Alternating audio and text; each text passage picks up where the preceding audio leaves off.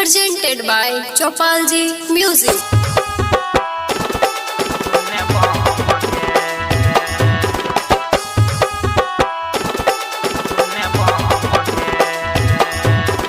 Music by Vikas Bethia.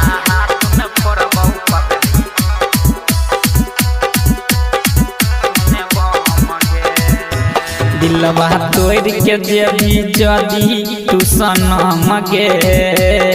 छठी घाट पे करबो हम पागलपन गे बुझलही दिलवा तोड़ के जेबी जदी तू सनम गे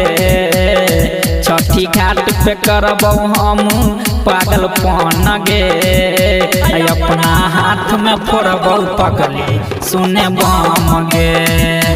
अपना हाथ में फोड़बो पगली सुने बम गे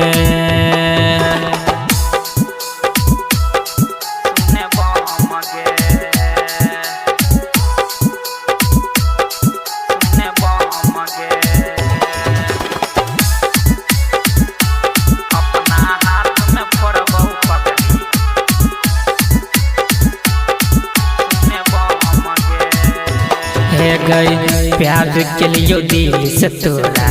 दै छियो करे साजा के कर तू बन रानी के गे तोहरा राजा बुझली ना गे प्यार के लिए दिल से तोरा दै छियो करे साजा के कर तू बन रानी के गे तोहरा राजा तोरा जान मानैरी हो हरदम गे अपना हाथ में फोड़बो पगली सुने बम गे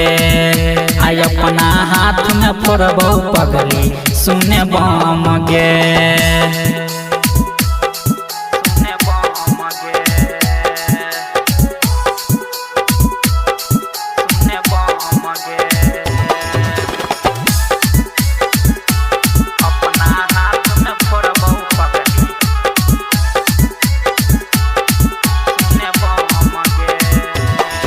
गई भोर की अरग में तुम दिलही दर्द गे विभीषण शशि तोरा मिलल मरद गे सुन गे भोर की अरग में तुम दिलही दर्द गे विभीषण शशि तोरा मिलल मरद गे अजय अकेला गोलुआ बिटुआ रहो पसन गे अपना हाथ में फोड़बो पगली सुने बम गे आई अपना हाथ में फोड़बो पगली सुने बम गे बुझली ना। Presented by Chopalji Music.